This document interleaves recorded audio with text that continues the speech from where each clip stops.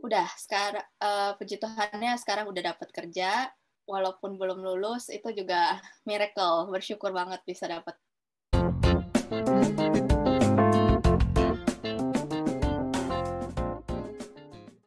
Nah, oke guys, kembali lagi nih dengan gua Darwin, Indo di Toronto ya. Dan kembali lagi dalam seri migrasi ya.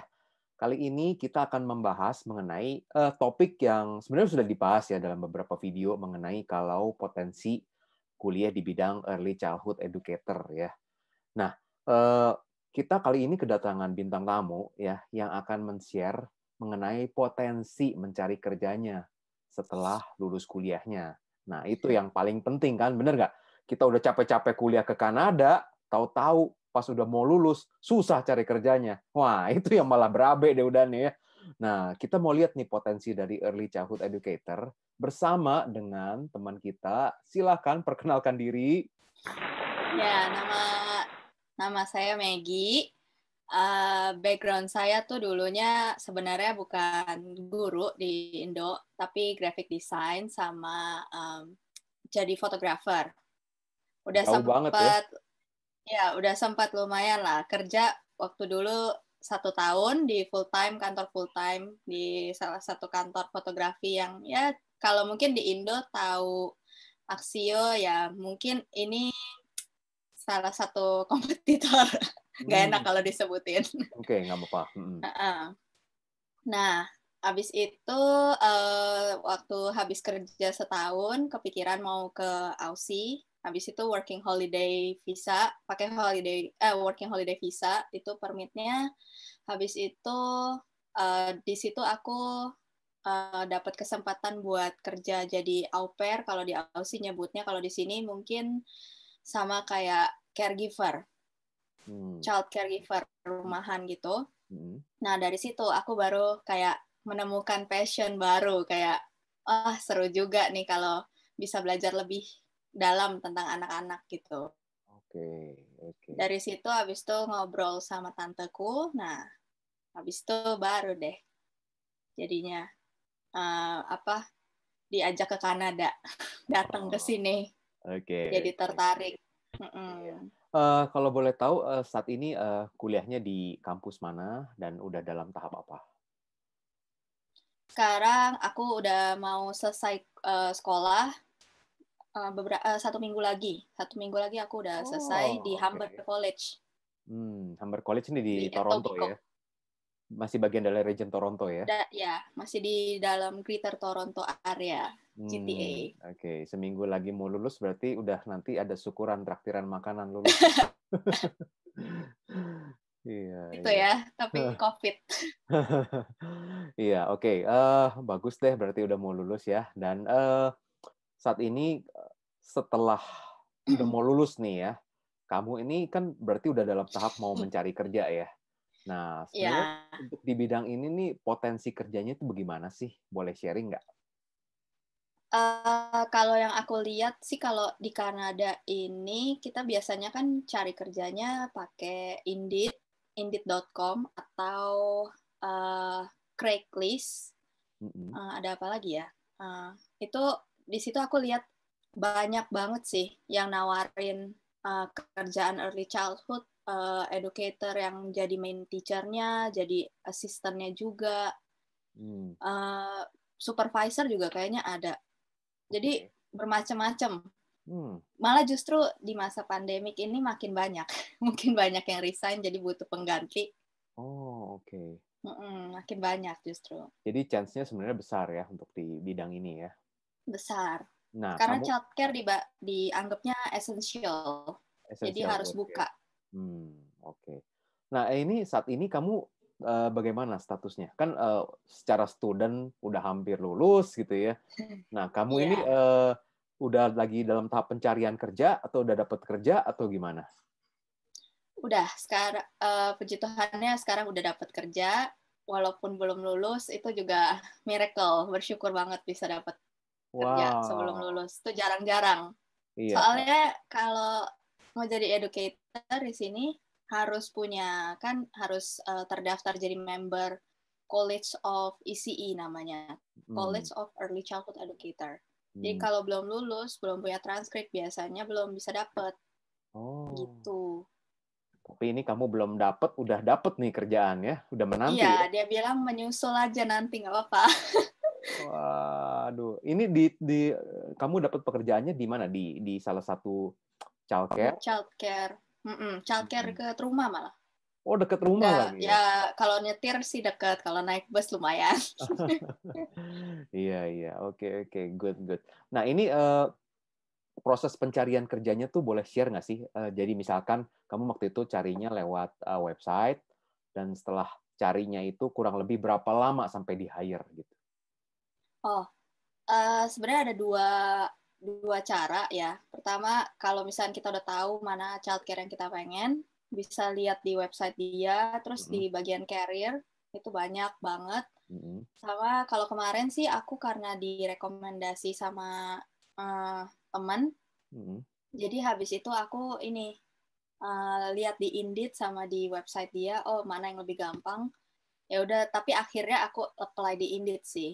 mm, Itu langsung masuk karena aku direkomendasiin teman, mungkin jadinya apa si bagian HRD-nya langsung notice gitu. mm-mm. Jadi aku dipanggil interview, pertama phone interview dulu.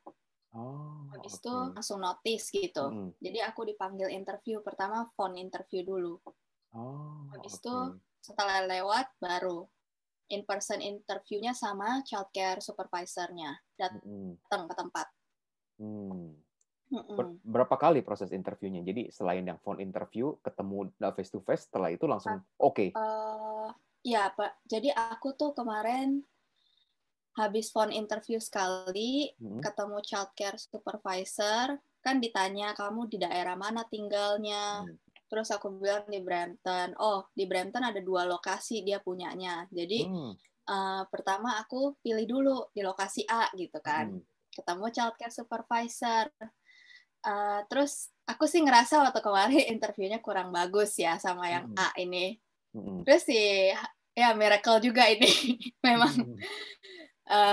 aku ditelepon balik sama si HRD yang pertama kali phone interview aku, dia bilang gimana interviewnya segala macam. Terus aku bilang ya oke lah gitu. Aku juga kurang confident Mm-mm. karena hasilnya kayaknya menurutku kurang oke. Abis itu dia nawarin, kamu mau gak interview lagi tapi di branch yang satu lagi si B gitu kan. Terus ya udah mau dong dikasih chance Iya, kedua untuk interview lagi. iya. Nah, di branch yang B ini aku udah ngerti kan apa yang akan mereka tanya, apa yang ya pokoknya semua strateginya udah disusun, udah Mm-mm. belajar gitu dari kesalahan.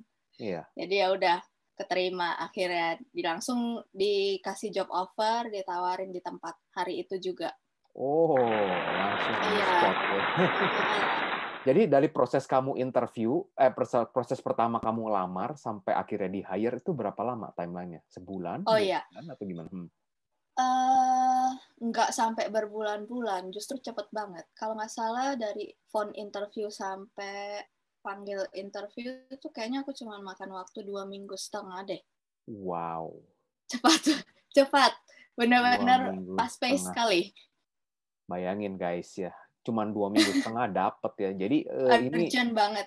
ini yang penting nih guys ya, karena kalau mungkin di antara kalian pernah nonton yang video mengenai gua sharing waktu itu bagaimana gua dapat pekerjaan sebagai accountant, gua itu carinya kurang lebih 3 bulan, dan 3 bulan itu aja orang ada Wow. bilang itu cepet.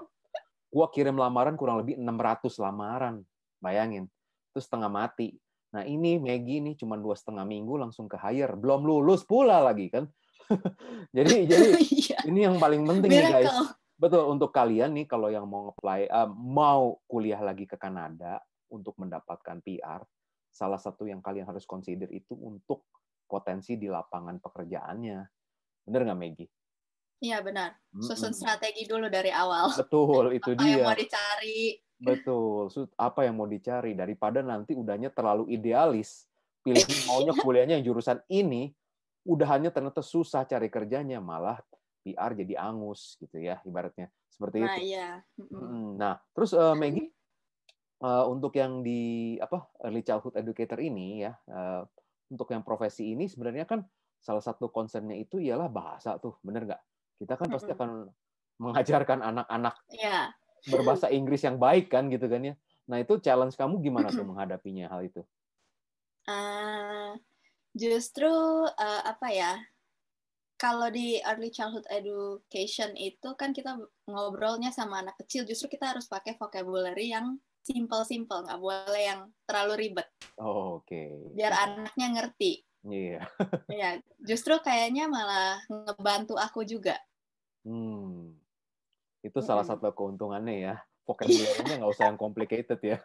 iya, justru kalau yang ribet-ribet mereka jadi bingung, ini ngomong apa sih guru saya. Iya. Yang penting bisa itu sih, bisa bonding sama anaknya, engage juga. Hmm. Oke.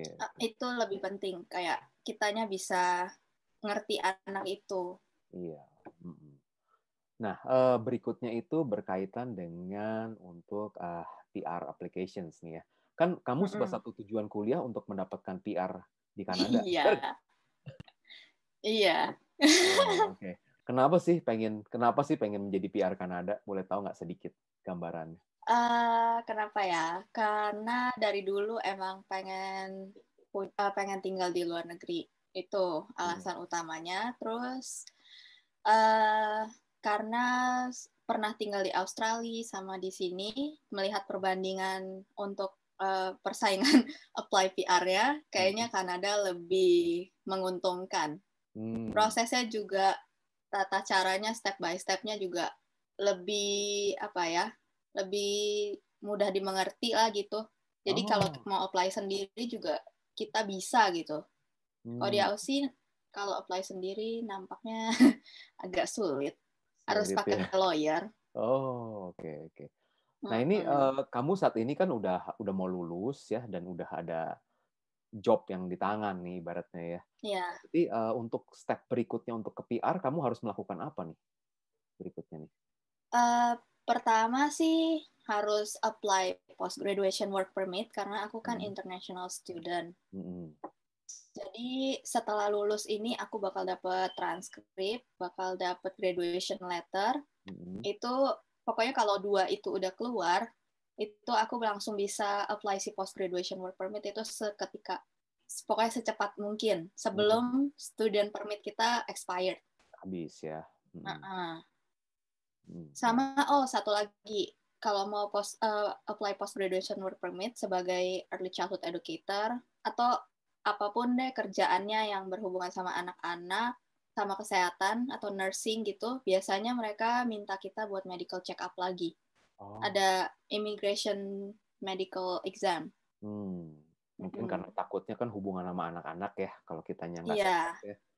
Hmm. sama sih kayak waktu kita datang ke sini juga kan minta medical exam, persis kayak Hmm. gitu. Oke, oke, iya. Yang diperiksanya mungkin sakit-sakitnya esensial ya. Iya, kayaknya Oh. ya, Hmm. abdomen, paru-paru gitu, TBC atau apa gitu-gitu Kalau deh. kalau sakit gigi enggak kali. Enggak bisa gitu. Iya. Atau sakit hati enggak ya?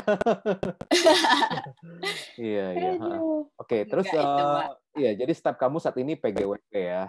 Entah. Setelah PGWP strategi Iya. kamu gimana tuh? Kira-kira setelah berapa lama nanti baru mau apply PR-nya? Heeh.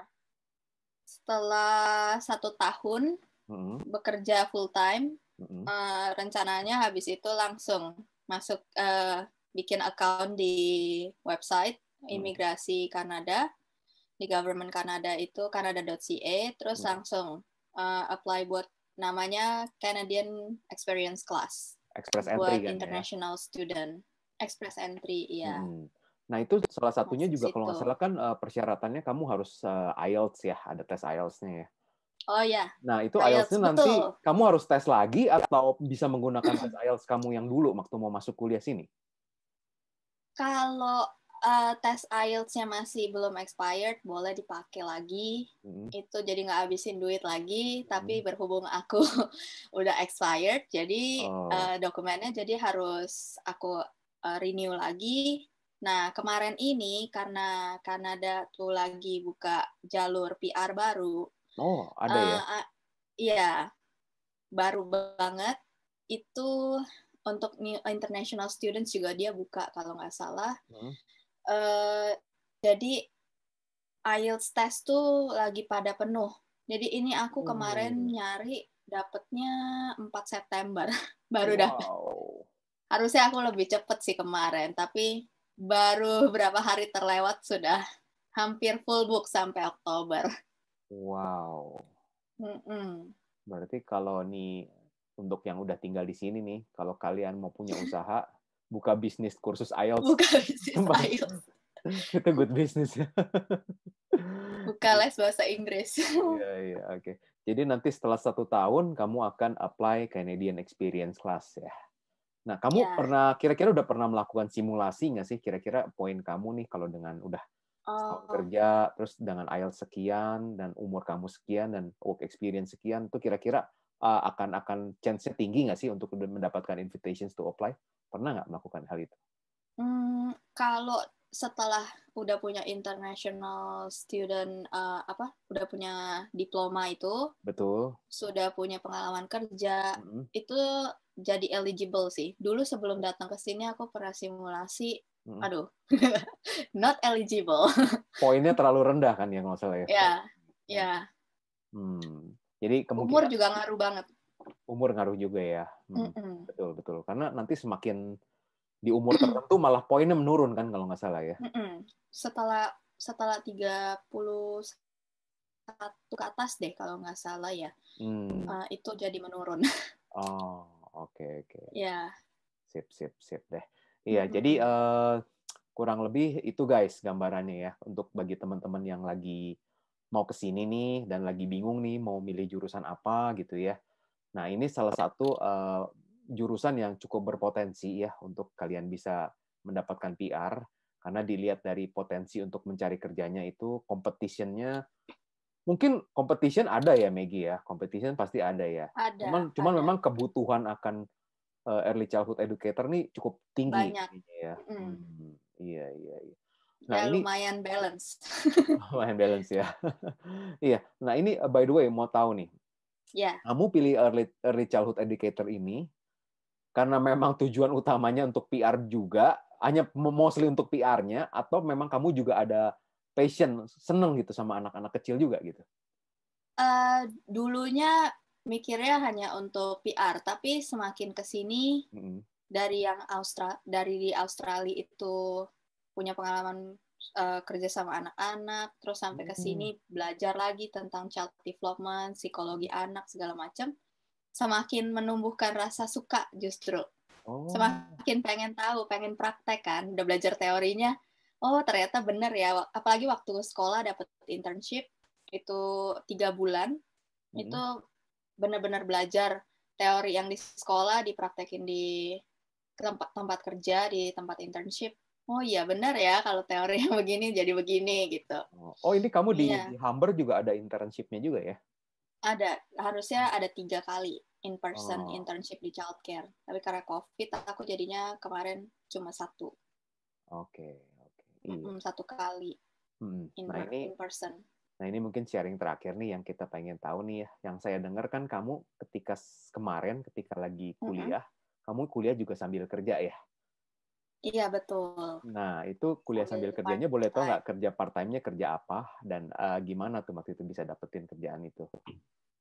Aku kemarin itu waktu itu cari kerjanya dari namanya website Nanny Services. Jadi aku kerja jadi caregiver atau au pair juga sebutannya. Itu dapat dari website, aku cari-cari, tapi suatu hari kembali ya, miracle kembali muncul. Jadi si employer ini tiba-tiba kontak aku dari message. Dia nanya, kamu sudah dapat kerjaan belum? Gitu. Terus dia kontak aku ke nomor HP karena aku ada list di situ di website, di account-nya. Jadi aku bikin profile. Dia kontak aku tanya-tanya, terus habis itu dia nawarin mau video call nggak, kita mau interview sedikit gitu. Tanya-tanya pengalaman kerja dan lain-lain. Terus dia habis itu keterima deh jadi caregiver. Mereka suka sama hasil interviewnya. Oke.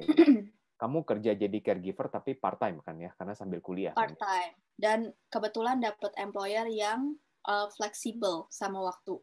Oh. Jadi kalau aku lagi banyak ujian, banyak tugas, aku bilang, aduh kayaknya harus digeser waktunya, harinya apa, kemana, gitu. Nggak melulu misalnya dalam 1 minggu Senin sama Jumat, atau ya gitu, atau setiap Rabu atau Jumat, kadang ganti-ganti. Oke. Nah, ini mungkin sedikit bisa dijelasin nggak? Jadi apa sih bedanya antara early childhood educator dengan nanny? Beda. Kalau early childhood educator tuh kita harus nyusun kurikulum, harus ada observasi anak, harus ada bikin notes juga, dan bikin semuanya pokoknya terorganisir. Kalau nanny itu kita cukup fleksibel, tergantung orang tuanya maunya gimana. Dan kadang ada light housekeeping juga kalau memang mereka butuh. Oke. Gitu. Iya. Tapi nggak seserius di childcare yang harus kita bikin planning yang benar-benar rigid gitu. Nggak kayak gitu kalau di rumah. Lebih ke konsultasi sama orang tua. Oh, oke. Sip. Oke deh. Thank you nih Maggie ya, udah menyediakan waktu nih buat sharing ke teman-teman. Sama-sama. Saya jamin ini informasinya banyak berguna bagi teman-teman yang lagi mau decide untuk kuliah ke Kanada, untuk apply PR ya. Nah, terakhir, boleh nggak kasih tips and trick atau motivasi gitu ya, untuk bagi mereka yang lagi planning ke sini dan kuliahnya di bidang yang sama dengan kamu? Tips yang pertama, di planning dulu dan benar-benar tahu, soalnya kerja sama anak kecil nggak bisa yang cuman karena motivasinya, karena saya mau PR, karena early childhood education itu gampang, banyak kerjaannya, jadi saya pengen deh kerja itu. Tapi coba matengin dulu tujuan utamanya. Kalau misalkan memang benar-benar suka anak-anak, ya ini pasti bakal menyenangkan. Selain bisa dapat PR juga kerjaannya bakalan jadi fun. Ya pokoknya semuanya harus riset dulu di research dulu dari awal, harus dicari tahu, benar-benar disusun maunya kayak gimana, bikin plan A sama plan B. Kalau yang A gagal masih ada B gitu. Itu sih kalau dari aku. Oke, sip deh. Oke, kalau gitu thank you ya Maggie ya untuk waktunya, dan congratulations. Sama-sama. Dan congratulations in advance. Bentar lagi mau lulus ya. Thank you. Ditunggu aja traktirannya. Dikirim ke rumah. Dan oke guys, sampai di situ dulu video kita. Dan jika misalkan kalian ada ingin menanyakan beberapa hal, tolong tulis di komen di video ini ya. Nanti kita coba bantu jawab sebisa kita ya. Dan juga jangan lupa untuk subscribe, like, and comment ya. Karena Indo di Toronto ini videonya sebenarnya bertujuan untuk edukasi kok.